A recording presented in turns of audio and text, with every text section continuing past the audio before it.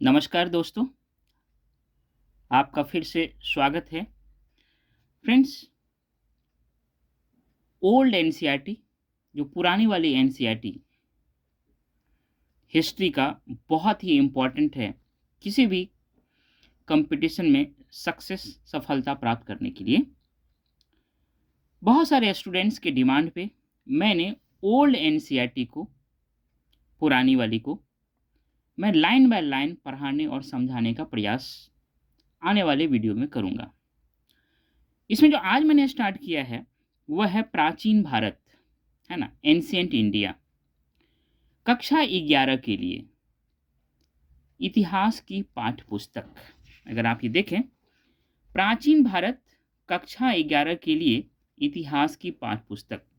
इसके जो राइटर हैं वो आर एस शर्मा हैं।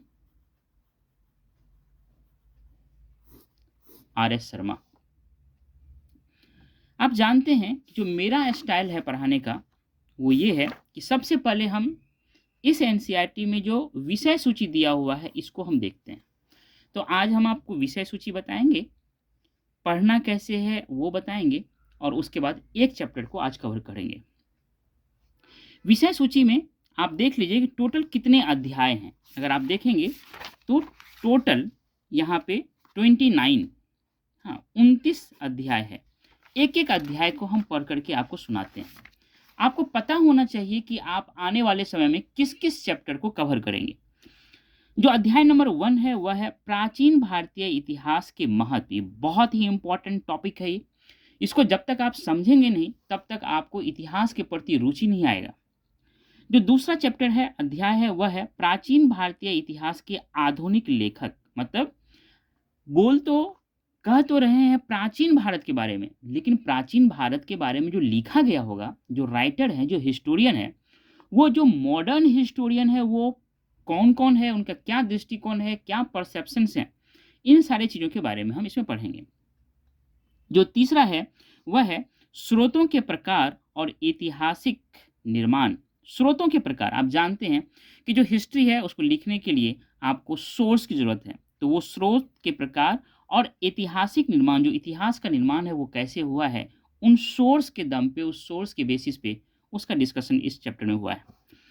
चैप्टर नंबर 4, भौगोलिक ढांचा। इसको याद रखिएगा। भौगोलिक ढांचा मतलब जो आपका ज्योग्राफिकल या फिजिकल फीचर्स है उसके बारे में। ये जो ज्योग्राफी है, जो फिजिकल फीचर्स है, वो इतिहास को कैसे डिसाइड करता है, ये बहुत ही ज़रूरी है, इम्पॉर्टेंट है समझने के लिए। तब आप समझेंगे हिस्ट्री और ज्योग्राफी कैसे कनेक्टेड है। चैप्टर नंबर 5, प्रस्तर युग, आदिम मानव। मतलब होता है कि जो प्रस्तर युग है, जो आप कह सकते हैं कि जो पत्थर वाला युग था। प्रस्तर मतलब पत्थर युग। उसमें आदि मानव, बहुत पहले के मानव कैसे रहते थे, उसमें पूरा पाषाण काल, इस सब के बारे में बात करेंगे। आज हम 5 चैप्टर के बारे में आपसे डिस्कस किए हैं। पूरा अगर हम डिस्कस करेंगे 29 चैप्टर, 29 चैप्टर को, तो पूरा समय चला जाएगा। आज हम सिर्फ 5 चैप्टर की बात कर रहे हैं। बाकी जो चैप्टर है उसके बारे में हम फिर से डिस्कस करेंगे अगले चैप्टर पे जब हम पढ़ेंगे तब। आज हम सबसे पहले जो पहला अध्याय है उसके बारे में डिस्कस करते हैं। तो चलिए पहला अध्याय पे। आप जानते हैं मेरा जो पढ़ाने का स्टाइल है वो बहुत ही यूनिक है। तो हम सबसे पहले अध्याय 1 की बात करें तो इसमें कहता है प्राचीन भारतीय इतिहास का महत्व। मतलब इस चैप्टर को जब हम खत्म करेंगे तो हम क्या क्या जान लेंगे कि प्राचीन भारत के इतिहास को पढ़ने का हमारे लिए as a student, as a competitor, as Indian क्या इम्पोर्टेंस है, क्या महत्व है, ये हम समझेंगे। पहली बात, ये मेरा पहला है कि जो चैप्टर का, जो अध्याय का नाम है उसके बारे में पहले से पढ़िए, समझिए, उस पर चिंतन कीजिए, उस पर मंथन कीजिए। कि जैसे प्राचीन की बात कर रहा है, मतलब एंशिएंट इंडिया की बात करता है, प्राचीन भारत की बात कर रहा है, उस प्राचीन भारत का इतिहास, जो हिस्ट्री है उसका बात कर रहा है, और उसका आज के समय में हमारे लिए क्या महत्व है उसकी बात कर रहा है। तो ये आपने समझ लिया कि जो इसका नाम है, हेडिंग है चैप्टर का, उस पे आपको चिंतन करना बहुत ज़रूरी है। तभी आपका एक रुचि पैदा होगा पढ़ने को लेकर के। पहला अप्रोच तो मेरा ये है।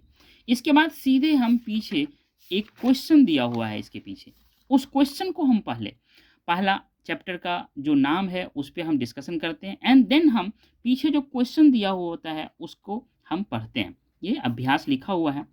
इसमें कहता है पहला क्वेश्चन, निम्नलिखित पदों और अवधारणाओं का आशय स्पष्ट करें।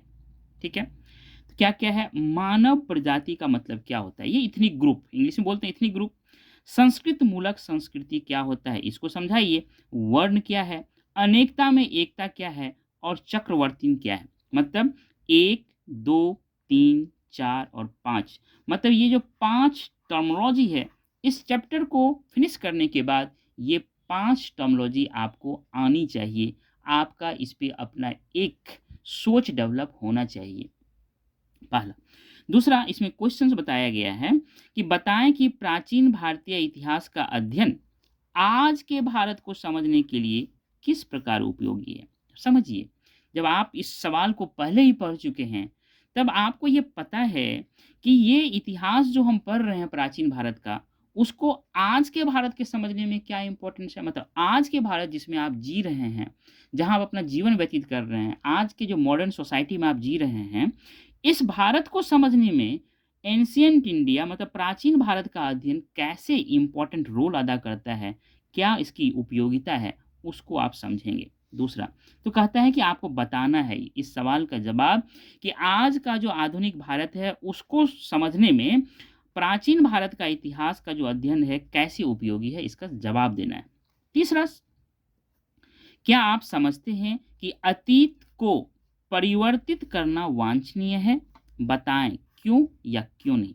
यहाँ अतीत को परिवर्तित करना का मतलब होता है एक तरह का रीलिव की बात कर रहा है। यहाँ पे परिवर्तित मतलब होता है, यहाँ हिंदी में परिवर्तित वर्ड दिया हुआ है, लेकिन इसका वास्तव में जो मीनिंग है वो है मतलब रीस्टोरिंग करने का मतलब होता है पुनः स्थापित करने। जो पुराना समय में था उसको पुनः स्थापित करना कितना उचित है, कितना वांछनीय है, ये शब्द है। मतलब परिवर्तित करने का मतलब यहाँ पे है रीस्टोरिंग, इंग्लिश में है रीस्टोरिंग करना। तो थोड़ा सा कन्फ्यूजन नहीं होना चाहिए वर्ड को लेकर के। परिवर्तित नहीं, रीस्टोरिंग, पुनः स्थापित करना, पुनः उसको आधुनिक काल में भी उसको लागू करना कितना वांछनीय है, ये सवाल हो गया। अगला सवाल कहता है प्राचीन भारतीय इतिहास के संदर्भ में विभिन्न संस्कृतियों के मिलकर एक होने का उदाहरण दें। जो बहुत सारी संस्कृतियां भारत में थी पुराने समय में, कौन कौन थी वो आगे हम चैप्टर में पढ़ेंगे। वो सारे मिलकर के किस तरह से एक हुआ उसका आपको उदाहरण देकर के बताना है। मतलब 4 सवाल है, जिसमें पहला में आपको जो टर्म दिया हुआ है उस टर्म को लेकर के जो अवधारणा है, जो कंसेप्ट है, उसको क्लियर करना है।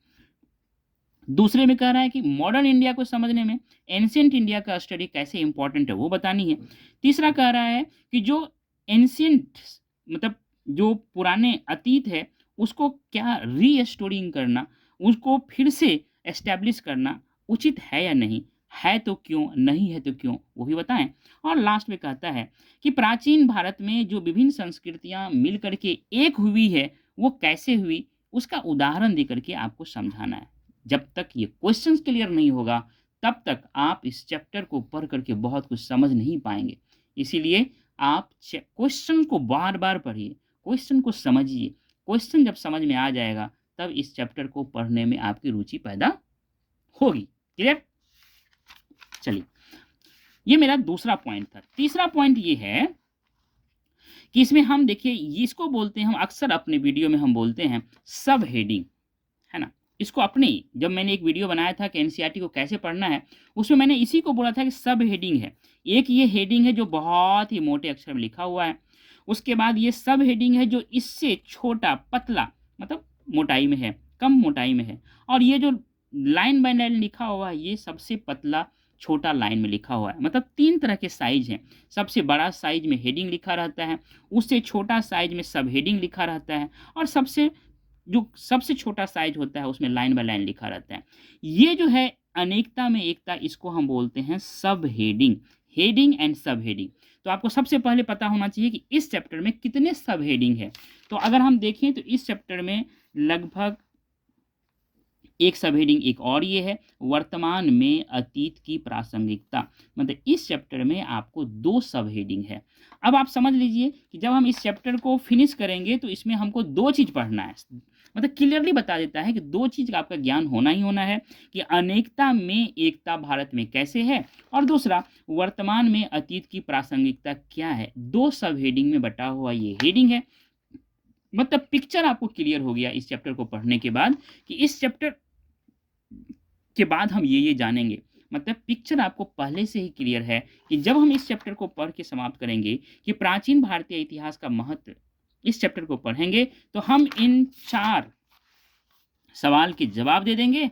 और ये जो 2 सब हेडिंग है, इसको कभी भी हम आँख बंद करके देखेंगे तो हम आँख बंद करके इमेजिन कर लेंगे कि इसके अंदर क्या-क्या लिखा हुआ है। ये मेरा अप्रोच है किसी भी चैप्टर को पढ़ने का। क्लियर?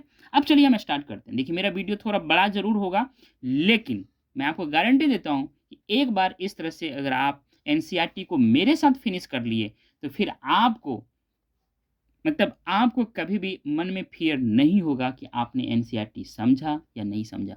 आप ताल ठोक करके कहेंगे कि हमने एनसीईआरटी को समझा है।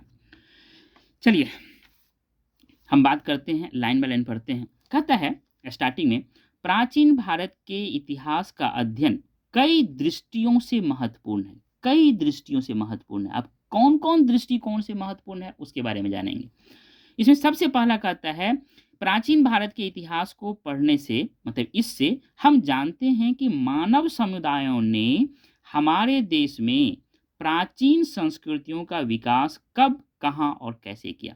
हमारे देश में जो एंशिएंट कल्चर है, जो प्राचीन संस्कृति है, उसका जो विकास हुआ है, उसका जो डेवलपमेंट हुआ है, वो कब हुआ, कहाँ हुआ, कैसे हुआ, ये हम जानेंगे जब हम प्राचीन भारतीय इतिहास को पढ़ेंगे तब। पहला बात कहता है, इसको पढ़ने से इससे पता चलता है कि उन्होंने कौन, कि जो मानव समुदाय हमारे देश में थे पहले वाले, उन्होंने कृषि की शुरुआत कैसे की, जिससे कि मानव का जीवन सुरक्षित और सुस्थिर हुआ। सुरक्षित और सुस्थिर, देखिएगा फिर से मैं बोलता हूं कि इस तरह से अगर पढ़ेंगे तो आप मेंस भी लिख लेंगे। एक चीज और क्लियर रखिएगा, मैं जो आपको पढ़ा रहा हूं वो पीटी, मेंस और इंटरव्यू, इन तीनों के कंटेस्ट में पढ़ा रहा हूं। अगर आप मेंस लिखेंगे, अगर आप हिंदी में मेंस लिख रहे हैं और अगर आप कह रहे हैं कि कृषि के कारण मानव के जीवन सुरक्षित और सुस्थिर हुआ है, तो आपको बहुत ही आंसर में अच्छा नंबर मिलने की संभावना है, क्योंकि आप ये 2 टर्मिनोलॉजी को अपने आंसर में यूज़ किए।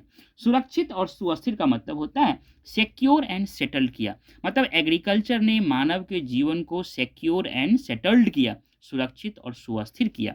ऐसे-ऐसे टर्मिनोलॉजी को आपको एग्रीकल्चर, आप जीएस का भी आंसर लिख रहे हैं, उसमें भी अगर आप एग्रीकल्चर के बारे में लिख रहे हैं, तो वहाँ पे अगर ये 2 टर्मिनोलॉजी को यूज़ कर रहे हैं कि सुरक्षित और सुस्थिर किया या सिक्योर एंड सेटल्ड किया, अगर इंग्लिश में लिख रहे हैं, तो आपका आंसर दूसरे से एक यूनिक आंसर होगा। क्लियर? तो 2 पॉइंट हमने बताया, संस्कृति को लेकर के बताया, एग्रीकल्चर को लेकर के बताया। इससे ज्ञात होता है, मतलब एंशिएंट इंडिया, प्राचीन भारत को पढ़ने से ये ज्ञात होता है कि प्राचीन भारत के निवासियों ने किस तरह प्राकृतिक संपदाएं, जो नेचुरल रिसोर्सेज थे, उनका खोज किया, उनको डिस्कवर्ड किया एंड उनका उपयोग किया, उनको यूटिलाइज किया, तथा किस प्रकार से उन्होंने अपनी जीविका के साधनों की सृष्टि की। जो लाइवलीहुड थे, उनके जो मीन्स थे, उनको कैसे उनका सृष्टि किया, उसका कैसे रचना किया, उसका कैसे निर्माण किया, ये आप जानेंगे। तो 3 पॉइंट ये हो गया।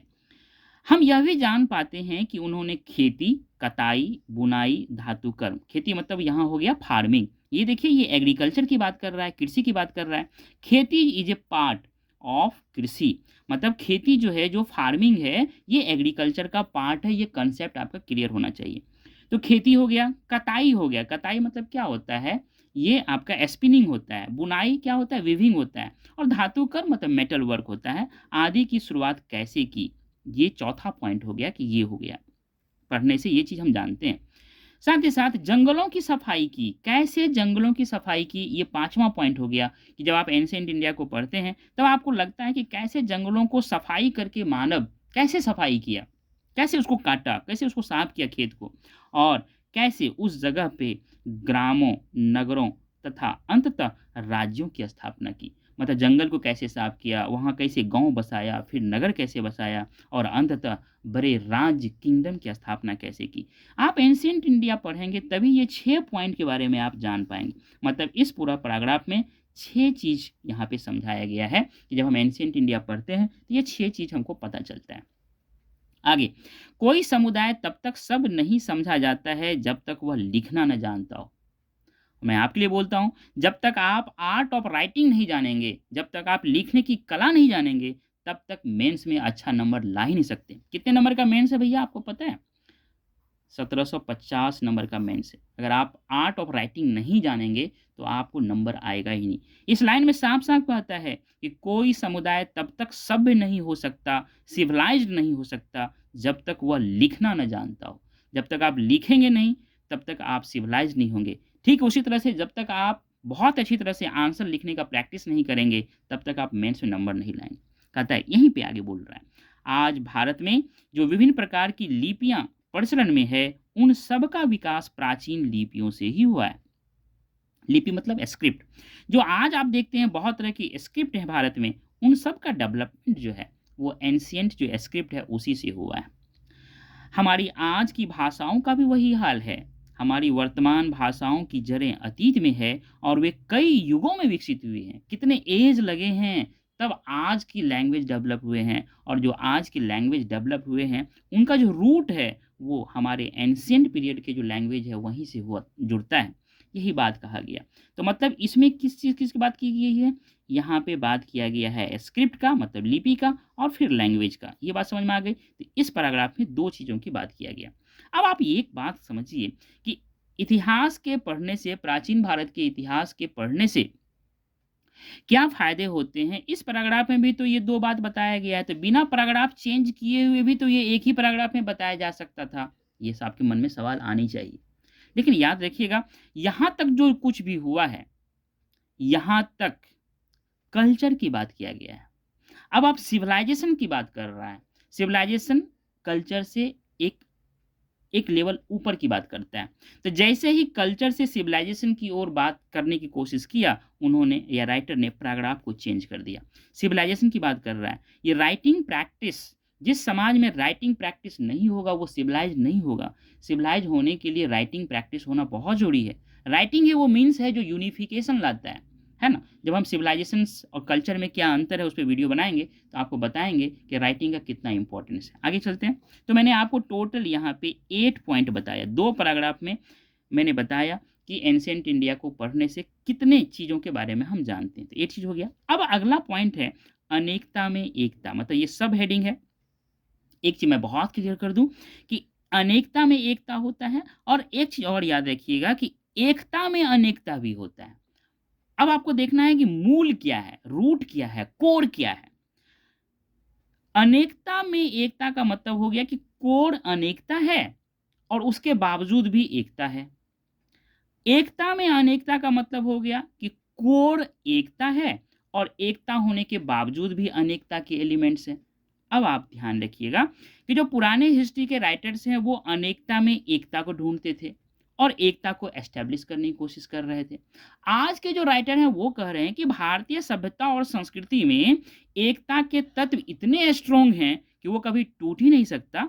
उसके बावजूद भी यहाँ पे अनेकता के लिए बहुत सारे अवसर हैं। क्लियर ये बात? इस चीज़ को बहुत ही अच्छी तरह से क्लियर कर लीजिएगा कि अनेकता में एकता या एकता में अनेकता। लेकिन यहाँ पे जो बुक में लिखा गया है इसी को लेकर के हम आगे बढ़ते हैं। अभी हम बात कर रहे हैं अनेकता में एकता का।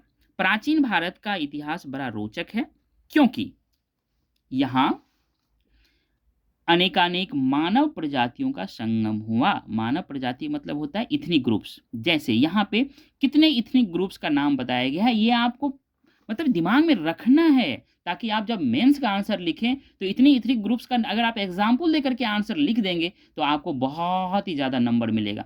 आप अगर गप मार देते हैं कि इथनिक ग्रुप्स का भारत में संगम हुआ, तो नहीं। अगर आप इथनिक ग्रुप्स का भारत में संगम हुआ, लाइक उदाहरण दे दिए कि प्राक आर्य है, भारतीय आर्य है, यूनानी है, शक है, हून है और तुर्क है, तो आपको दूसरे से बहुत ज़्यादा नंबर मिलेगा। याद रखिएगा, आप जब भी कोई बात कहें तो उसको फैक्ट्स, एग्जाम्पल, उदाहरण के साथ सब्सटेंशिएट करना पड़ेगा। आपको तभी आपको ज़्यादा नंबर मिलेगा। तो जैसे ही मैं कह रहा हूँ इथनिक ग्रुप्स का भारत में संगम हुआ, तो कौन कौन सा दिया है? प्री आर्य, भारतीय आर्य, इंडो आर्य बोलते हैं इसको प्री आर्य बोलते हैं, यूनानी, शक, हून, तुर्क आदि अनेक प्रजातियों ने भारत को अपना घर बनाया। हर प्रजाति ने भारतीय सामाजिक व्यवस्था, शिल्पकला, वास्तुकला और साहित्य के विकास में यथाशक्ति अपना योग दिया। अब इसको पढ़ के तो हम निकल जाएंगे, लेकिन हम ये देखेंगे कि यहाँ देखिए 1 2 3 4 5 6, मतलब इथनिक ग्रुप्स, 6 इथनिक ग्रुप्स की बात किया है। अब कहता है ये जो इथनिक ग्रुप्स भारत में आए उन्होंने क्या क्या किया?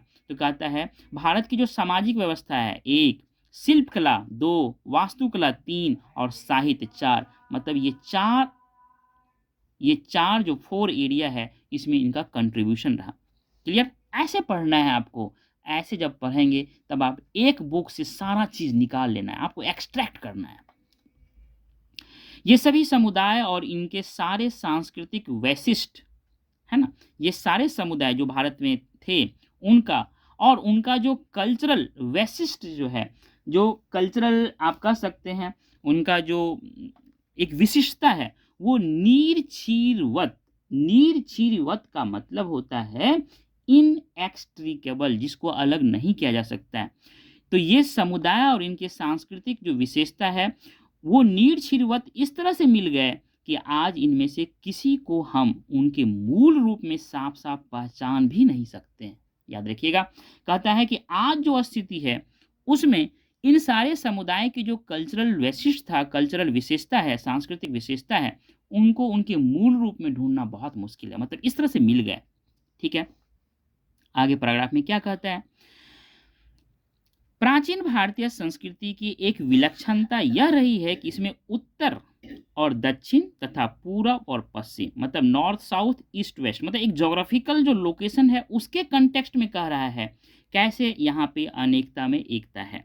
यहाँ पे जो इथनिक ग्रुप्स है उनके कंटेक्स्ट में, उसके संदर्भ में इस पैराग्राफ में बताने की कोशिश कर रहा है कि कैसे अनेकता में एकता है। आप समझिए चीजों को, पैराग्राफ किस चीज पे फोकस कर रहा है वो भी आपको निकालनी है। तो कहता है उत्तर और दक्षिण तथा पूर्व और पश्चिम के सांस्कृतिक उपादान समेकित हो गए हैं। उपादान का मतलब होता है एलिमेंट, और समेकित का मतलब होता है कमिंगलिंग, सबका मिलना। इसमें कहता है आर्य जातीय उपादान, जो आर्यंस थे, उनके जो एलिमेंट्स थे उत्तर के वैदिक और संस्कृत मूलक संस्कृति के अंतर्गत। तो पहले ये उत्तर भारत की जो बात कर रहा है वहां पे आर्य जातीय एलिमेंट की बात कर रहा है, और इसमें वैदिक और संस्कृत मूलक संस्कृति की बात कर रहा है। एकदम क्लियर कर लीजिएगा, जब उत्तर ज्योग्राफिकली नॉर्थ की बात कर रहा है तो वहां पे आर्य जातीय एलिमेंट की बात कर रहा है, उसमें वैदिक और संस्कृत मूलक संस्कृति की बात कर रहा है। साथ ही साथ कहता है तो प्राक आर्य जातीय उपादान, प्राक आर्य जातीय मतलब प्री आर्क, इसके बारे में कह रहा है कि ये कहाँ पे है? तो ये दक्षिण में है। और इसमें कौन कौन से एलिमेंट है? तो द्रविड़ है और तमिल संस्कृति के हैं। ये हो गया, कहता है नॉर्थ में ये और साउथ में ये। लेकिन द्रविड़ और संस्कृतर भाषाओं के बहुत सारे शब्द, द्रविड़ मतलब ये जो साउथ के जो द्रविड़ हैं ये, और संस्कृतर का मतलब होता है नन सांस्कृतिक, मतलब संस्कृत के अलावा जो भाषाओं के बहुत सारे शब्द उन वैदिक ग्रंथों में भी पाए जाते हैं जिनका काल या जिनका ज्योग्राफिकल लोकेशन नॉर्थ में है। उन ग्रंथों में इन द्रविड़ और संस्कृतर भाषाओं का भी बहुत सारे शब्द पाए जाते हैं वैदिक ग्रंथों में। और वैदिक ग्रंथ का काल कब है? तो 1500 से लेकर के 500 ईसा पूर्व के बीच बताया जाता है। ये शब्द प्रायद्वीपीय एवं वैदिकेतर भारत से संबंध भावनाओं, संस्थाओं, उत्पादनों और निवासों के द्योतक हैं। अब क्या कह रहा है? ये जो शब्द है, ये शब्द प्रायद्वीपीय मतलब होता है पेनिनसुलर, ये जो भारत का मैप है ना, ये वाला पार्ट जो है इसको पेनिनसुलर इंडिया बोलते हैं। इसकी को द्रविड़ और तमिल एरिया बोलते हैं।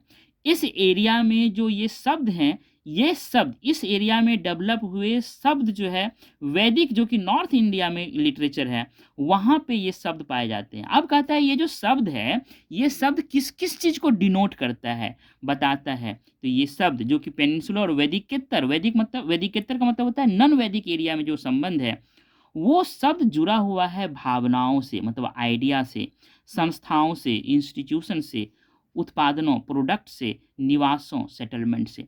मतलब आइडियाज, इंस्टीट्यूशंस, उत्पादनों मतलब प्रोडक्ट और सेटलमेंट, भावनाओं, संस्थाओं, उत्पादनों और निवासों से जो रिलेटेड ये शब्द हैं, जो प्रायद्वीपीय मतलब पेनिनसुलर इंडिया या वैदिकेतर मतलब नॉन वैदिक एरिया से संबंध है, या इस वैदिक ग्रंथ में पाए जाते हैं। मतलब क्या हो गया कि साउथ के शब्द नॉर्थ में पाए जाते हैं, नॉर्थ में जो लिटरेचर है उनमें साउथ के बहुत सारे टर्मोलॉजीज उसमें पाए गए हैं। इसका मतलब क्या हो गया कि ये एक दूसरे से मिल रहे हैं, कमिंगलिंग हो रहा है, सम्मिश्रण हो रहा है। मतलब क्या हो रहा है, ये एकता के तत्व बन रहे हैं।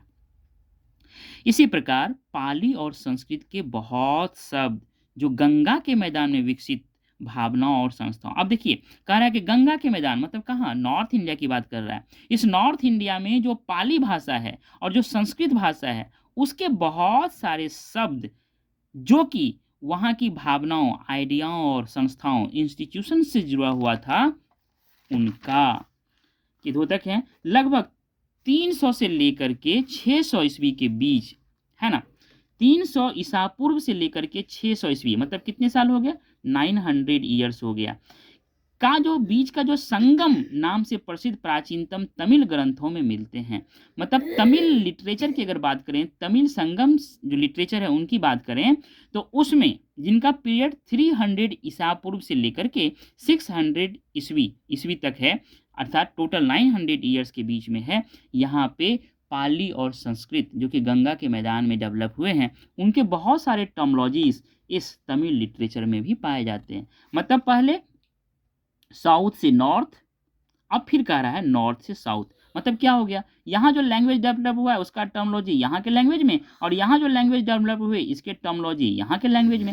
एक तरह से अनेकता में एकता हो रहा है, यही बात समझाने की कोशिश कर रहा है इस एक उदाहरण से। साथ आगे कहता है, इसमें भारत के पूर्वांचल ने भी, जहाँ प्राक आर्य जातियां बसी हुई है, मतलब प्री आर्यन जातियां जहाँ बसी हुई है, वो भारत के पूर्वांचल, पूर्वांचल मतलब ईस्टर्न पार्ट में अपना योगदान दिया। यहाँ के लोग जो मुंडा और कोल भाषाएं बोलते हैं, भाषा वैज्ञानिकों ने यह सिद्ध किया है कि आर्य भारतीय भाषाओं में जैसे फाहा, नौका, खंती मतलब फाहा मतलब कोटन, नौका मतलब नेविगेशन, खंती मतलब डीडिंग स्टिक आदि के जो सूचक शब्द मिलते हैं, वे मुंडा भाषाओं से लिए गए हैं।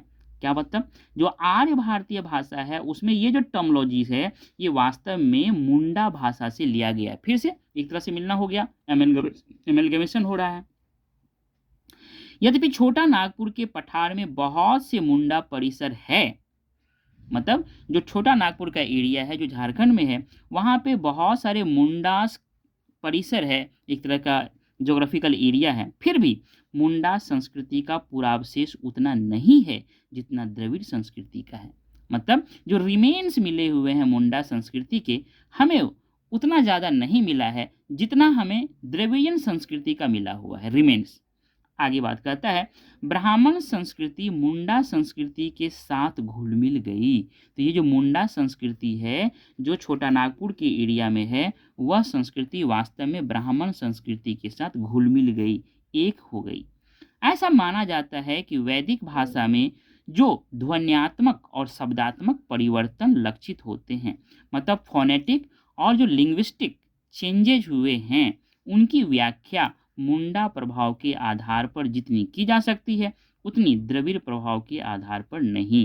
ये थोड़ा सा कह रहा है कि जो चेंजेज आए हैं वैदिक भाषा में, जो फोनेटिक्स और जो लिंग्विस्टिक भाषात्मक जो चेंज आए हैं, वो जो चेंज आया है वह वास्तव में किसके कारण आया है, तो कहता है कि ये मुंडा प्रभाव और द्रविड़ प्रभाव के कारण आए हैं, और दोनों में कंपेयर किया गया है, दोनों में से किसके ज़्यादा हुए हैं, यही बात इस पूरे पैराग्राफ में बताया गया है। मतलब इस पूरे पैराग्राफ में भी लैंग्वेज, वर्ड, का कैसे एक दूसरे के साथ सम्मिश्रण हो रहा है, अमेलगमेशन हो रहा है, एक दूसरे से मिल रहे हैं, एक दूसरे को इन्फ्लुएंस कर रहे हैं, इनकी बात किया गया है। मतलब फिर क्या कहा गया है? अनेकता में एकता की बात किया गया है। अब कहता है प्राचीन भारत प्राचीन काल से ही विविध धर्मों का प्रांगण रहा है। अब रिलीजन की बात किया करने लगा है, लाइफ स्टाइल की बात करने लगा है। कहता प्राचीन काल से ही भारत जो है विभिन्न धर्मों का प्रांगण है, मतलब स्थल है।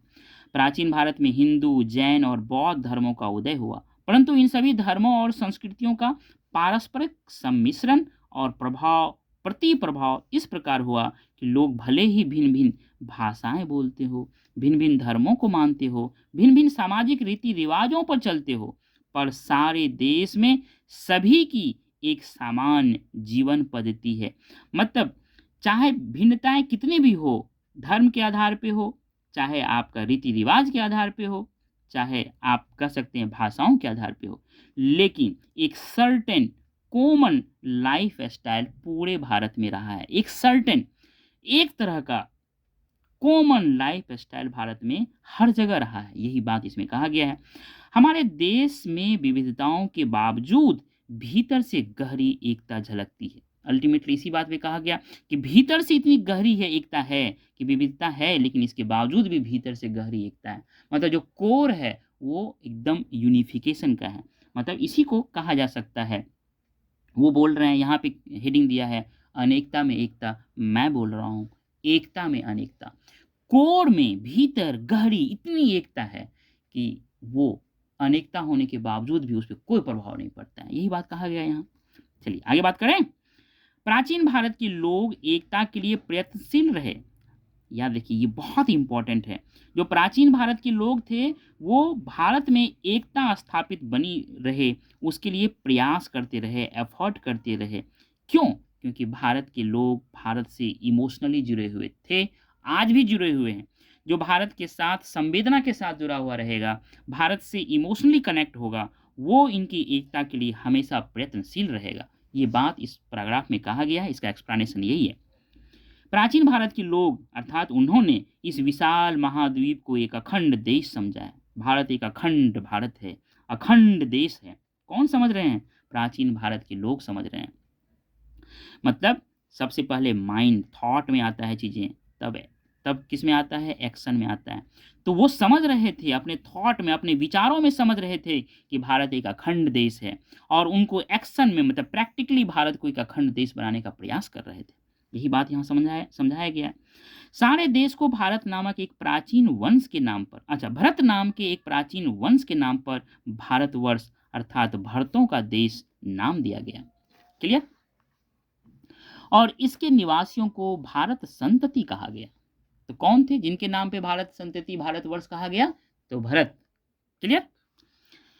हमारे प्राचीन कवियों, दार्शनिकों और शास्त्रकारों, देखिए ये बहुत इंपॉर्टेंट है। जो कवि होते हैं, जो दार्शनिक होते हैं, जो राइटर होते हैं, वो थर्ड आई से देखते हैं, या कह सकते हैं कि माइंड के आई से देखते हैं। हम में, फिलोसफर में, पोएट्स में और राइटर्स, बड़े बड़े राइटर्स में यही अंतर है। हम अपने सिर्फ दो आंख से देखते हैं, लेकिन ये जो फिलोसफर होते हैं, जो दार्शनिक होते हैं, जो राइटर्स होते हैं, वो अपने थर्ड आई से देखते हैं, अर्थात अपने माइंड के आई से देखते हैं। तो कहते हैं कि हमारे प्राचीन कवियों, दार्शनिकों और शास्त्रकारों ने इस देश को एक अखंड सत्ता के रूप में देखा। मतलब कहा कि भारत एक अखंड है, एक अखंड यूनिटरी है, इंटीग्रल यूनिट है, भारत अखंड सत्ता है। हिमालय से समुद्र तक फैली इस भूमि को उन्होंने एक सार्वभौम सकल देशव्यापी राजा के द्वारा शासित क्षेत्र कहा है। एक सार्वभौम राजा, मतलब उन्होंने कहा कि एक proper domain of universal monarch है। मतलब उन्होंने ये माना कि भारत जो कि हिमालय से लेकर समुद्र तक फैली हुई इस भूमि पर, यहाँ पे एक यूनिवर्सल मोनार्क है जिसका डोमिनेशन है, यहाँ पे उनका सत्ता है। यहाँ पे हिमालय से कन्याकुमारी तक, पूर्व में ब्रह्मपुत्र की घाटी से पश्चिम में सिंधु पार तक, सिंधु तक नहीं, सिंधु पार तक, याद रखिएगा, सिंध के और वेस्ट की बात कर रहा है, अपना राज फैलाने वाले राजाओं का व्यापक रूप से यशोगान किया गया है। समझ रहे हैं? जो राइटर्स हैं, जो फिलोसफर हैं, जो कवि हैं, वो ऐसे राजा का यशोगान किया है जो हिमालय से कन्याकुमारी तक तथा पूर्व में ब्रह्मपुत्र की घाटी से लेकर पश्चिम में सिंधु पार तक जो राज फैलाया है उसका यशोगान किया है और ऐसे राजाओं को चक्रवर्तीन कहे गए हैं। क्लियर? एक टर्मोलॉजी था चक्रवर्तीन क्या होता है, क्लियर हो गया। देश में इस प्रकार की राजनीतिक एकता कम से कम 2 बार प्राप्त हुई है। ईसा पूर्व 3वीं सदी में अशोक ने अपना साम्राज्य सुदूर दक्षिणांचल को छोड़कर सारे देश में फैलाया। मतलब 3rd सेंचुरी बीसी में सम्राट अशोक ने इस तरह से अपने आप को एक चक्रवर्ती राजा के रूप में दिखाने का कोशिश किया था। उनका जो एरिया है वह कहता है सुदूर दक्षिण, मतलब केरल वाला भाग को थोड़ा छोड़ दीजिए तो वहां से लेकर के पूरा हिमालय तक और फिर उधर असम ब्रह्मपुत्र की घाटी से लेकर के सिंधु नदी के पार तक उन्होंने अपना साम्राज्य को फैलाया, अफगानिस्तान तक फैलाया था। फिर ईसा की 4वीं सदी में, ये ईसा पूर्व की बात कर रहा है, ये ईसा की 4वीं सदी की बात कर रहा है, समुद्रगुप्त की विजय पताका गंगा की घाटी से तमिल देश के छोर तक पहुंच गई। मतलब गंगा से लेकर के तमिल देश का जो छोर है वहां तक पहुंचा दिया। आगे बात करता है 7वीं सदी में, मतलब 7वीं सदी में चालुक्य राजा पुलकेशी ने हर्षवर्धन को हराया जो संपूर्ण उत्तर भारत का अधिपति माना जाता था। मतलब ये हर्षवर्धन जो संपूर्ण उत्तर भारत का अधिपति था उनको ये चालुक्य के जो वंश के राजा हैं पुलकेशी ने हराया। मतलब ये कह रहा है कि कम से कम पूरे नॉर्थ इंडिया पे हर्षवर्धन का शासन था। ये जब साउथ की ओर बढ़ रहा था तो यहाँ पे चालुक्य राजा पुलकेशी ने इसको हराया। अगर न हराया होता तो हर्षवर्धन भी और दक्षिण में जाकर के एक चक्रवर्ती राजा के रूप में अपने आप को एस्टेब्लिश कर सकता था, ये कहना चाह रहा था। मतलब 2 अटेम्प्ट तो सक्सेस हुए और तीसरा अटेम्प्ट जो हर्षवर्धन कर रहा था वो सक्सेसफुल नहीं हुआ, इतना ही कहना चाह रहा है। उसके बाद राजनीतिक एकता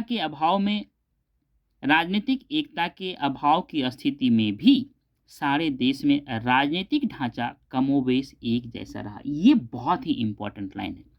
कहता है भले ही पॉलिटिकल यूनिटी नहीं हो, पूरा देश एक मोनार्क के अंदर नहीं हो, एक राजा के अंतर्गत भले नहीं था, अर्थात पॉलिटिकल यूनिटी नहीं था, ये नहीं होने के बावजूद भी जो पॉलिटिकल फॉर्मेशन था, जो पॉलिटिकल सिस्टम था, एक जो पूरा स्ट्रक्चर बना हुआ था पॉलिटिकल, वो लगभग पूरे देश में एक ही जैसा रहा। एक राजा भले ही ना राज कर रहा हो पूरे देश पे, लेकिन जो एक सिस्टम बना हुआ था उस सिस्टम से पूरे देश पे राज चल रहा था।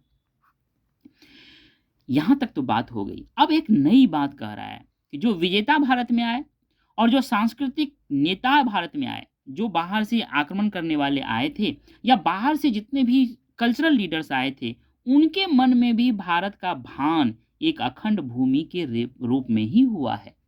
याद रखिएगा, कहता है कि ये जो विजेता थे वो भी भारत को एक अखंड भारत के रूप में ही सोच समझ करके आता था और अटैक करने के लिए आता था।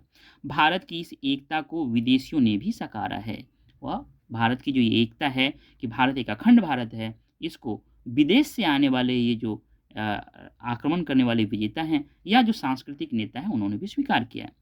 वे सर्वप्रथम सिंधु तटवासियों के संपर्क में आए, इसीलिए उन्होंने पूरे देश को ही सिंधु या इंडस नाम दे दिया। अब बताइए, सिंधु नदी के तट पे आया, वहां पे जिस व्यक्ति से मिला उसको लगा कि ये पूरा जो देश है वह एक अखंड भारत है, उसका पार्ट है यह सिंधु। वो ये नहीं कहा कि सिंधु अलग है, सिंधु के पास रहने वाले लोग अलग हैं, सिंधु से और पूरब जाएंगे तो वहाँ अलग कंट्री मिलेगा। ये उनके दिमाग में परसेप्शंस नहीं था, उनके दिमाग में ये नैरेटिव्स नहीं था, उनके दिमाग में ये विमर्श नहीं था, उनके दिमाग में ये थॉट, परसेप्शंस, नैरेटिव्स, विमर्श ये था कि ये पूरे अखंड भारत बना हुआ है। इसीलिए सर्वप्रथम जब सिंधु के तटवासियों के संपर्क में आए उधर से पश्चिम से, तो उन्होंने पूरे देश को ही सिंधु या इंडस कहा। उस खंड को, सिंधु नदी के आसपास के खंड को उन्होंने सिंधु नहीं कहा, पूरे भारत जो खंड है, पूरा जो भारत अखंड भारत है उसको उन्होंने सिंधु कहा। इस लाइन से आपको स्पष्ट हो जाता है कि भारत शुरू से ही अखंड भारत रहा है। हिंद शब्द संस्कृत सिंधु से निकला है और कालक्रमेण यह देश इंडिया के नाम से मशहूर हुआ, जो इसके यूनानी पर्याय के बहुत निकट है। यह फारसी और अरबी भाषाओं में हिंद नाम से विदित हुआ। कहता है कि जो हिंद शब्द है यह संस्कृत जो शब्द है सिंधु उससे निकला हुआ है और बाद में इस देश को इंडिया के नाम से मशहूर हुआ, क्योंकि ये जो यूनानी है उन्होंने जो इंडिया का नाम यूनान में रखा, इंडस जो रिवर है, जो सिंधु नदी है, उसका जो उन्होंने यूनानी भाषा में जो नाम रखा उसी से नज़दीक, उसी से मिलता जुलता नाम इंडिया रखा गया। यह फारसी और अरबी भाषा में हिंद नाम से विदित हुआ और ये जब यूनानी भाषा के अलावा जब इसको फारसी और अरबी भाषा में कहा गया तो यही इंडिया या इंडस ये हिंदस या हिंद नाम से विदित हुआ। यहाँ तक क्लियर हो गया। ये मतलब ये हो गया फॉरेनर्स के नज़रों से भारत कैसे अखंड भारत है, ये इस पैराग्राफ में बताने की कोशिश किया गया है। अब कहता है देश में भाषात्मक और सांस्कृतिक एकता स्थापित करने के लिए भी निरंतर प्रयास होते रहे। ठीक है, ये भाषात्मक और सांस्कृतिक कैसे यूनिफिकेशन हो इसका प्रयास भारत में हमेशा से रहा है। ईसा पूर्व 3री सदी में प्राकृत देश भर की संपर्क भाषा हम तो समझते हैं लिंगुआ फ्रैंका, जैसे आज कहा जाता है इंग्लिश है, उस तरह से कहा जाता है। ईसा पूर्व 3री सदी में प्राकृत देश भर की एक संपर्क भाषा थी, लिंगुआ फ्रैंका था। सारे देश के प्रमुख भागों में भारत क्यों अखंड भारत उस समय भी था, ये इसका सबसे बड़ा एग्जाम्पल है कि जो सम्राट अशोक थे उनका जो शिलालेख मिला है वो भारत के सारे इम्पोर्टेंट भाग में मिला हुआ है, अफगानिस्तान तक मिला है। तो याद रखिएगा अफगानिस्तान भी अखंड भारत का पार्ट था। सारे देश के प्रमुख भागों में अशोक के शिलालेख प्राकृत भाषा और ब्राह्मी लिपि में लिखे गए हैं। समझिए कि वहाँ पे पूरे देश में भाषा प्राकृत और ब्राह्मी लिपि लोग पढ़ने और समझने वाले थे, मतलब कल्चरली वे सारे यूनिफाइड थे, अखंड भारत के पार्ट थे। बाद में वह स्थान संस्कृत ने ले लिया, मतलब प्राकृत की जगह पे संस्कृत ने ले लिया और देश के कोने कोने में राजभाषा के रूप में प्रचलित रही। यह सिलसिला ईसा की 4ठी सदी में आकर गुप्त काल में और भी मजबूत हुआ। यद्यपि गुप्त काल के बाद देश अनेक छोटे छोटे राज्यों में बट गया, फिर भी राजकीय दस्तावेज संस्कृत में ही लिखे जाते रहे। मतलब जो भाषाई और कल्चरल एलिमेंट्स है वो पूरे देश में एक ही था, जैसे पहले प्राकृत के रूप में था, बाद में यहाँ पे संस्कृत के रूप में हुआ। ये कहता है कि बाद में छोटे छोटे टुकड़ों में देश बटा है, लेकिन जो कल्चरल जो दस्तावेज रखे जाते थे उसमें राजा जो दस्तावेज रखा जाता था राजाओं का, वो सारे संस्कृत में ही लिख रखा जाता था। मतलब पॉलिटिकली यूनाइट भले ही उस समय नहीं था, लेकिन कल्चरली यूनाइट था, और जो कल्चरल यूनिफिकेशन होता है is more important than political unification. Culture unification जो है ये कोर है। आगे कहता है एक और ज्ञातव्य बात यह है कि प्राचीन महाकाव्य जैसे रामायण और महाभारत तमिलों के प्रदेश में भी वैसे ही आह्लाद और भक्ति भाव से पढ़े जाते थे जैसे काशी और तक्षशिला के पंडित मंडलियों में। मतलब समझिए कि जो महाभारत है, जो आपका रामायण है, वो काशी में पढ़ने वाले जो पंडित थे वो जितने भक्ति भाव से पढ़ते थे, जितने मग्न हो जाते थे पढ़ते उसका पाठ करते वक्त, वैसे ही तमिल के प्रदेश में भी महाभारत और रामायण का पाठ करते करते वहाँ के लोग आह्लादित हो जाते थे, भाव विभोर हो जाते थे। इन दोनों महाकाव्यों की रचना मूलतः संस्कृत में हुई थी, बाद में उन्हें विभिन्न स्थानीय भाषाओं में भी प्रस्तुत किया गया, परंतु भारत के सांस्कृतिक मूल और चिंतन चाहे जिस किसी भी रूप में प्रस्तुत किए गए जाएं, उनका सार तत्व सारे देश में एक सा रहा। कहता है कि जो भारत का सांस्कृतिक मूल्य है, जो कल्चरल वैल्यू है और जो चिंतन है, वो भिन्न भिन्न रूप में अलग अलग जोग्राफिकल एरिया जो भारत के थे वहाँ पे अलग अलग रूप में उसको प्रस्तुत किया गया, लेकिन जो उसका बेसिक कंटेंट था, जो उसका मेन एलिमेंट्स था, सार तत्व है, भारत के पूरे भागों में एक सा ही रहा। यहाँ भी यूनिफिकेशन है। ये बात समझ में आ गई। आगे देखिए एक पैराग्राफ बहुत ही इंपॉर्टेंट है। भारतीय इतिहास इसलिए भी अवलोकनीय है, इसलिए भी इसको पढ़ना चाहिए, इसलिए इस पर अटेंशन देना चाहिए कि यहाँ एक विचित्र प्रकार की सामाजिक व्यवस्था उदित हुई। बहुत इंपॉर्टेंट। उत्तर भारत में वर्ण व्यवस्था तथा या जाति प्रथा का जन्म हुआ। उत्तर भारत में वर्ण व्यवस्था या जाति प्रथा का जन्म हुआ जो सारे देश में व्याप्त हो गई। अब फिर देखिए, ये वर्ण व्यवस्था हो या जाति व्यवस्था हो, पूरे देश में व्याप्त हो गई। प्राचीन काल में जो लोग बाहर से आए वे भी किसी न किसी वर्ण या जाति में मिल गए। वर्ण व्यवस्था ने ईसाइयों और मुसलमानों को भी प्रभावित किया। धर्म परिवर्तन करने वाले लोग किसी न किसी जाति के थे और वे हिंदू धर्म को छोड़कर नए धर्म में दीक्षित हो जाने पर भी पूर्व की अपनी जाति के कुछ रीति रिवाजों पर पूर्ववत चलते रहे। मतलब वो भले ही धर्म छोड़ दिए गए हों लेकिन उनके जो जाति के अपने पहले के रीति रिवाज थे उनको उन्होंने कंटिन्यू करते रहा। ये बात यहाँ तक हो गई। बहुत जल्दी हम एक और सब हेडिंग को खत्म कर लेते हैं, वह है वर्तमान में अतीत की प्रासंगिकता। बहुत ही इंपॉर्टेंट है। चलिए आप समझ गए हर पैराग्राफ में क्या क्या कह रहा है, उसको उस तरह से निकाल के पढ़िएगा। मेरे पास समय कम है, वरना मैं खुद निकाल देता कि इसमें रामायण और महाभारत की बात कह रहा है, इसमें वर्ण व्यवस्था की बात कह रहा है, इसमें लैंग्वेज कैसे चारों दिशाओं में, भारत के चारों दिशाओं में लैंग्वेज का कैसे यूनिफिकेशन हो रहा है उसकी बात कर रहा है। यहाँ पे जो फॉरेनर्स जो आए हैं उन्होंने किस तरह से भारत को एक यूनिफाइड भारत के रूप में देखा है उसकी बात कह रहा है। जो भारत में एक चक्रवर्ती राजा बने हैं उन्होंने किस तरह से पॉलिटिकली पूरे भारत को यूनिफाइड किया उसकी बात इस पूरे पैराग्राफ में कर रहा है। यही सारी बात कह रहा है। अखंड भारत की बात कैसे हुआ। चलिए इस तरह से पैराग्राफ में साइड में निकाल करके लिख देना ज़्यादा सही होता है। चलिए वर्तमान में अतीत की प्रासंगिकता बहुत इंपॉर्टेंट है।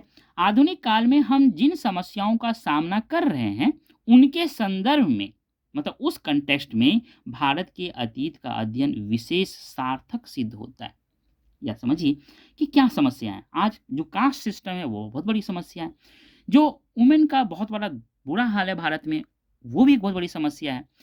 एक एग्जाम्पल मैं आपको देता हूँ। इन दो समस्याओं को संदर्भ में रखते हुए, आज के मॉडर्न भारत के इन दो समस्याओं को संदर्भ में रखते हुए अगर हम एंसेंट इंडिया को पढ़ेंगे तो बहुत ही सार्थक होगा पढ़ना।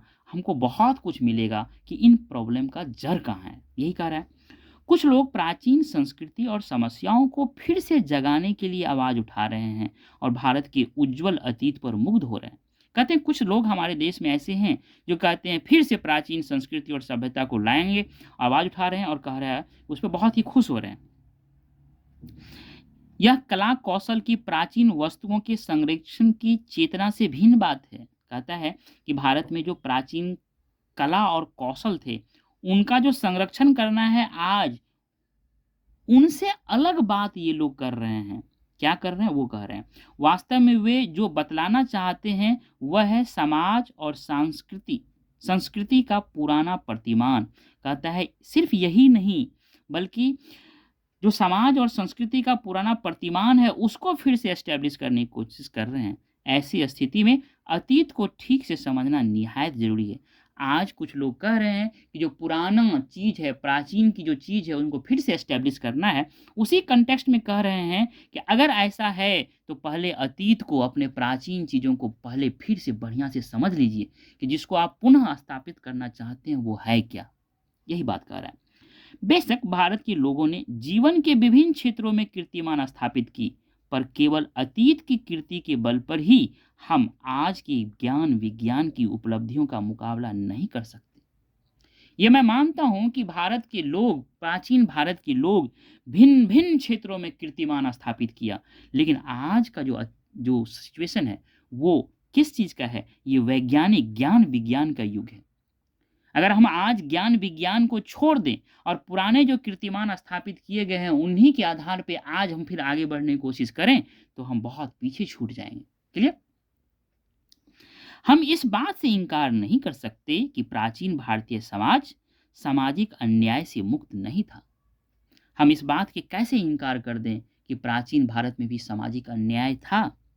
जैसे निम्न वर्णों पर, विशेषतः शूद्रों और चंडालों पर जिस तरह से अपात्रताएं थोप दी गई थी, जो निम्न वर्ग के लोग थे, जो चंडाल थे, उनके साथ जो डिस्क्रिमिनेशन किया जाता था, उनके साथ जो अपात्रताएं थोप दी गई थी, वह आज के विचार में बड़ा ही खेदजनक है। जो आज के विचार में, आज के मॉडर्न माइंड से जब सोचेंगे तो आपको इस पे बहुत ही अफसोस होगा, आपको बहुत ही खेद होगा कि हमारे पूर्वज, हमारा जो पास्ट था इतना खराब था।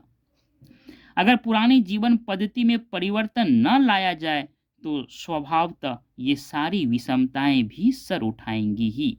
जो पुराने जीवन पद्धति को हम पुनः एस्टेब्लिश करने की कोशिश या बात कर रहे हैं, अगर इन सारी विषमताओं को अगर हम न हटाने की कोशिश करें, इसको चेंज करने की कोशिश न करें, तो ये सारी विषमताएं फिर से अपने आप को खूब स्ट्रांगली एस्टेब्लिश करने की कोशिश करेगा।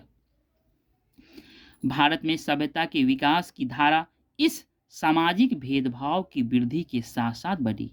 भारत में जो विकास की धारा बढ़ी है, ऊपर जो गई है, इसके साथ साथ ये जो छोटी छोटी कमियां हैं भारत के समाज की, वो भी इसके साथ साथ ही बढ़ी है। इसको आप नकार नहीं सकते हैं, है ना? यही बात कह रहा है। प्रकृति मूलक और मानव मूलक कठिनाइयों पर विजय पाने में हमारे पूर्वजों को सफलता मिली है। प्रकृति मूलक का क्या मतलब होता है? जो नेचुरल जो प्रॉब्लम्स हैं, जैसे आपका बाढ़ हो गया, सूखा हो गया, है ना,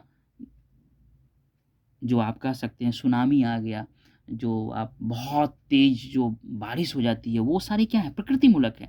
इस तरह से मानव मूलक कठिनाइयाँ, जो बाहर से अटैक हो गया या कुछ और जो मानव ने खुद से क्रिएट कर दिया दूसरे मानव के लिए, तो प्रकृति मूलक या मानव मूलक कठिनाइयों पर विजय पाने में हमारे पूर्वजों को जो सफलता मिली है, उससे हम भविष्य के लिए आश्वस्त हो सकते हैं।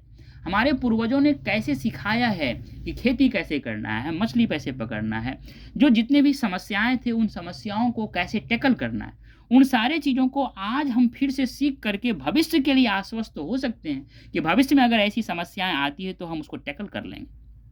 पर अतीत को पुनः लौटाने का अर्थ होगा उन सामाजिक विषमताओं को सर चढ़ाए रखना, जिसके कारण हमारा देश चिरकाल से दुर्दशाग्रस्त रहा है। अगर हम पुराने चीज़ों को फिर से एस्टेब्लिश करने की कोशिश करेंगे, तो इसका अर्थ ये हुआ कि जो हमारा विषमता था, जो हमारी प्रॉब्लम थी पुराने समाज में, उसको हम, और वो ऐसी विषमता थी, ऐसी प्रॉब्लम थी जो हमारे देश को बहुत पुराने समय से ही दुर्दशाग्रस्त करके रख दिया। हमारे देश की जितनी बुरी स्थिति है, उसका एक बहुत बड़ा कारण वो सामाजिक जो विषमताएं रही है, जो हम निम्न वर्ग और चंडाल के साथ जो भेदभाव कर रहे थे, हम जो महिलाओं के साथ भेदभाव कर रहे थे हमारे प्राचीन सभ्यताओं और संस्कृतियों में, वो जो कि हमारे देश को प्रगति के पथ पे बढ़ने नहीं दिया, वो फिर से सिर चढ़ाना शुरू कर देगा। ये सारी बातें स्पष्ट करती है कि अतीत का मर्म समझना आवश्यक है। इन सारे चीज़ों को ध्यान में रखते हुए ये बहुत ज़रूरी है कि आप जो अतीत को पुनः एस्टैब्लिश करना चाहते हैं, पहले अतीत के मेन चीज़ों को समझ लीजिए, अतीत का जो मर्म है उसको समझिए। उसके लिए आप अपना एक समझदारी डेवलप कीजिए, विचार कीजिए, जो अच्छाई है उसमें से ले लीजिए, जो खराबी है उसको छोड़ दीजिए। आप उसको 100% एस्टैब्लिश मॉडर्न समय में नहीं कर सकते। Got my point? चलिए लास्ट, प्राचीन, मध्य और उत्तर काल मतलब लेटर पीरियड, मतलब कि बहुत सी रूढ़ियां वर्तमान काल में भी हमारा पीछा करती आई है ना? जो एंशिएंट इंडिया, एंशिएंट पीरियड है, मिडिवल पीरियड है, और उसके बाद का उत्तर काल की बहुत सारी जो रूढ़ियां हैं, जो प्रॉब्लम्स हैं, वर्तमान काल में भी हमारा पीछा करती आई है। पुराने लोकाचार, मान्यताएं, सामाजिक रीति रिवाज और धार्मिक कर्मकांड विधियां लोगों के मन में इतनी गहराई तक पहुंची रहती है कि वे आसानी से इनसे छुटकारा नहीं पा सकते हैं। मतलब ये लोकाचार हो गया, मान्यताएं हो गया, सामाजिक रीति रिवाज हो गया और कर्मकांड की विधियां हो गया, मानव के जीवन पे इतनी गहराई तक, उनके दिमाग में इतनी गहराई तक पहुंची हुई रहती है कि आसानी से उससे छुटकारा पाना संभव नहीं है। दुर्भाग्यवश ये पुराने दुराग्रह व्यक्ति और राष्ट्र दोनों के विकास में भीतर से अवरोध उत्पन्न करते हैं। कास्ट सिस्टम, अनटचेबिलिटी, चंडालों के साथ व्यवहार, महिलाओं के साथ जो व्यवहार हो रहा है, यह वास्तव में हमारे राष्ट्र को भीतर से खोखला कर रहा है, प्रोग्रेस नहीं करने देता है। यही बात इसमें कहा गया। इस तरह की बातों को उपनिवेशीय परिस्थितियों में जानबूझकर बढ़ावा दिया जाता रहा। मतलब एक टर्मोलॉजी है फॉल्ट लाइन। हमारे समाज में प्राचीन काल में बहुत सारे फॉल्ट लाइन है, मतलब हमारी बहुत सारी कमियां रही है। तो जब ब्रिटिश पीरियड आया, उपनिवेशिक समय आया, कॉलोनियल पीरियड आया तो उन्होंने हमारे समाज में जितने भी फॉल्ट लाइन थे, हमारे समाज में जितनी कमियां थी, उसको और बढ़ा करके दिखाने की कोशिश किया और हमारे समाज को और तोड़ने का कोशिश किया।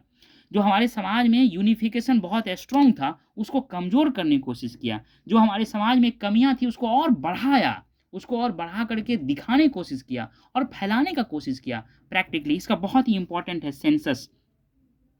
जो सर्वे हुआ था उसमें पहले मोबिलिटी नाम का एक चीज़ था। भारत में जितने भी कास्ट है वो एक दूसरे में माइग्रेट कर जाता था, अपने काम को चेंज करके वो अपने कास्ट को 400-500 साल में कास्ट बदल जाता था।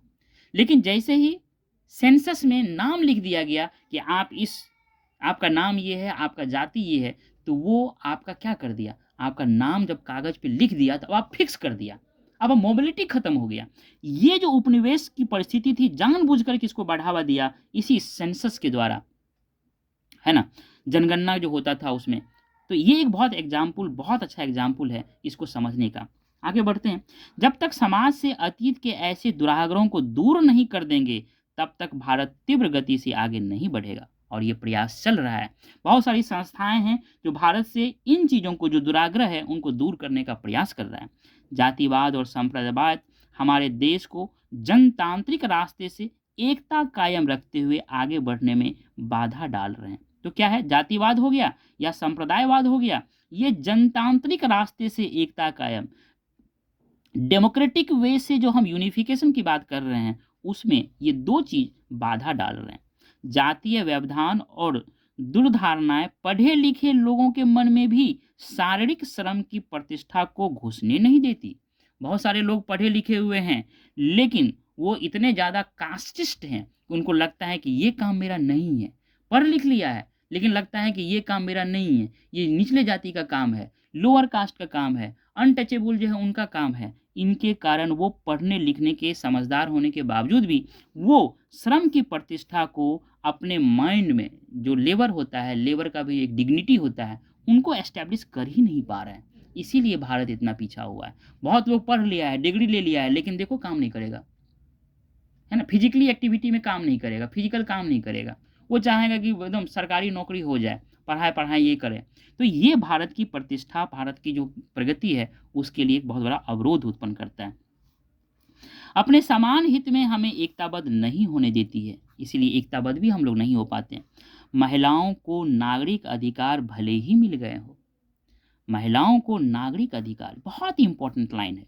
महिलाओं को नागरिक अधिकार भले ही संविधान के द्वारा दे दिया गया हो, बाबा साहब भीमराव अंबेडकर के प्रयास से महिलाओं को नागरिक अधिकार भले ही मिल गया हो, लेकिन समाज में युगों से, हजारों हजार सालों से दबी रहने के कारण वे अपनी भूमिका निभाने में समर्थ नहीं हुई है ना। मुखिया बन गई हैं, बहुत सारे उनको जो दायित्व प्रदान कर दिया गया है, गवर्नमेंट के द्वारा उनको दिया गया है, लेकिन वो अपने दायित्व को निभाने में समर्थ नहीं है। आज भी उनके जो रिलेटिव्स हैं, जो मेल है, उनके दायित्व का वही निर्वहन करती है, क्योंकि वो अपने भूमिका को निर्वहन करने में नहीं संभव हो पा रही है, क्योंकि वो युगों युगों से उनको दबा के रखा गया है, वो उस चीज से उभर नहीं पा रही है। वरना प्राचीन भारत के अध्ययन से हम तह में बैठ कर पता लगा सकेंगे कि इन दुराग्रहों की जड़ें कहाँ हैं। अगर हम प्राचीन भारत का स्टडी करेंगे तो ये जो दुराग्रह है, ये जो प्रॉब्लम्स है, इनका जड़ कहाँ है उसको पता कर लेंगे। हम उन कारणों को ढूंढ निकालेंगे, निकाल सकेंगे जिन पर जाति प्रथा और महिला की पराधीनता टिकी हुई। वो कारण क्या था जिनके आधार पे जाति प्रथा और महिला का जो पराधीनता है वो टिका हुआ है, और संकीर्ण संप्रदायवाद को बढ़ावा मिल रहा है। उस रूट को ढूंढ पाएंगे, प्राचीन भारत पढ़ेंगे तभी हम इन सारी चीज़ों का जो रूट है उसको ढूंढ पाएंगे। अतः प्राचीन भारत का इतिहास केवल उन्हीं लोगों के लिए प्रासंगिक नहीं है जो जानना चाहते हैं कि अतीत का वह उज्जवल स्वरूप क्या है। अगर कोई ये जानना चाहता है कि हमारे अतीत का उज्जवल स्वरूप क्या है, तो सिर्फ उसके लिए इतिहास पढ़ना जरूरी नहीं है, प्राचीन इतिहास। और हाँ, उज्जवल स्वरूप क्या है इसको जानने के लिए कुछ लोग पूर्णतया इसको लाइव करना चाहते हैं। ये परिवर्तित करना, हिंदी में टर्मिनोलॉजी सही नहीं है, इसका इंग्लिश में टर्मिनोलॉजी है रीलाइव, मतलब पुनः उसको मॉडर्न पीरियड में जीवित करना चाहते हैं। जो उज्ज्वल स्वरूप है इसको कुछ लोग पुनः मॉडर्न आधुनिक समय में रीलाइव करना चाहते हैं, जीवित करके उसको लागू करना चाहते हैं। आगे कहता है, बल्कि उन लोगों के लिए भी है जो देश की प्रगति में बाधा डालने वाले तत्वों को पहचानना चाहते हैं। देश की प्रगति में बाधा डालने वाले जो तत्व है, जो एलिमेंट्स है, जो फैक्ट्स है, जो रूट कॉज है, उसको भी पहचानना अगर चाहते हैं आप, उस पे भी आगे चल करके काम करना चाहते हैं, तो आपको एंशिएंट इंडिया पढ़ना पड़ेगा। जो कास्ट सिस्टम है, जो महिलाओं के साथ ट्रीटमेंट किया गया है, जो चंडाल के साथ व्यवहार किया गया है, ये सारे क्या है? बाधा डालने वाले एलिमेंट्स हैं। इनको पहचानना है तो आपको हमारे देश की इतिहास, जो प्राचीन इतिहास है, उसको पढ़ना पड़ेगा। ठीक है, ये चारों वर्ड है, ये 4 क्वेश्चन है। फिर से मानव प्रजाति की मैंने बात किया था, 6 मानव प्रजाति की मैंने बात किया था। संस्कृत मूलक संस्कृति की मैंने बात किया था, जो कि नॉर्थ इंडिया में था, इसको बढ़िया जानिएगा। वर्ण क्या है ये मैंने बता दिया, हमने जाना। अनेकता में एकता क्या है, इस पर बहुत डिस्कस किया है मैंने। अनेकता में एकता कहिए या एकता में अनेकता कहिए, ये टर्मिनोलॉजी डिस्कस में है। चक्रवर्ती क्या है ये मैंने बात। प्राचीन बताएं कि प्राचीन भारतीय इतिहास का अध्ययन आज के समझने के लिए किस तरह से उपयोगी है, ये डिटेल से समझाया, और आप भी पढ़ के समझिएगा। क्या आप समझते हैं अतीत को रीस्टोरिंग करना वांछनीय है? बताएं क्यों और नहीं। तो मैंने इसको डिटेल से चर्चा किया। प्राचीन भारतीय इतिहास के संदर्भ में विभिन्न संस्कृतियों को मिलकर एक होने का उदाहरण क्या है, ये मैंने बताया आपको। ये आप सवाल को, ये जो 3 सवाल है, इन 3 सवाल को अगर आप रिटन फॉर्म में आंसर करेंगे तो आपका मेंस आंसर राइटिंग प्रैक्टिस होगा, है ना। मेंस आंसर राइटिंग प्रैक्टिस, ये बहुत लोग बोलते हैं हम तो कुछ जानते नहीं हैं, तो मेंस आंसर राइटिंग कैसे करें। आप पीछे जो सवाल दिया हुआ है, जो रिटन फॉर्म में आंसर मांग रहा है, उसको अगर आप लिखने का प्रयास करेंगे तो मेंस आंसर राइटिंग प्रैक्टिस आप डेली कर पाएंगे, और आपका जो आंसर राइटिंग स्किल है वो सुधरेगा। मुझे उम्मीद है कि जो मैंने आपको बताने की कोशिश किया है वो आपको बहुत ही अच्छा लगा होगा। इसीलिए आपसे मेरा ये हम्बल रिक्वेस्ट है कि हमारे इस चैनल को सब्सक्राइब करें, लाइक करें, और ज़्यादा से ज़्यादा लोगों तक शेयर करें। मिलते हैं नेक्स्ट वीडियो में, नेक्स्ट चैप्टर में। Thank you dear.